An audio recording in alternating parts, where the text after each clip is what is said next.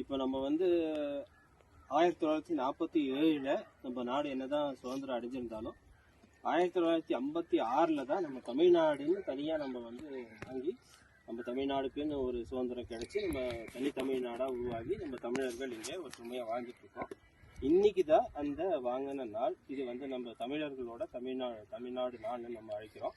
இந்த தமிழ்நாட்டு நாளை முன்னிட்டு இந்த காந்தல் குறிச்சடி பகுதியில் நம்ம வந்து ஒரு 10-20 மரங்கள் நடப்போகிறோம். எல்லாமே பழமரங்கள்.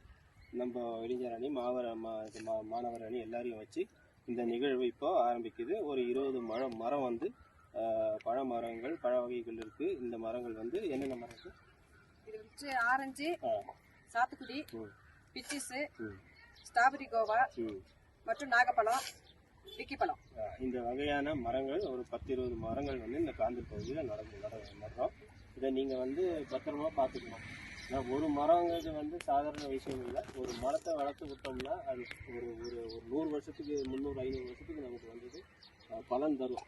அதனால் இந்த மரத்தை நாங்கள் நட்டு பாதுகாப்பாக எனக்கு வச்சுட்டு போகிறோம். மீதி பாதுகாப்பு பண்ண வேண்டியது எங்களோட. சரிங்களா? எல்லாரும் ஒரு மரம் நடும்.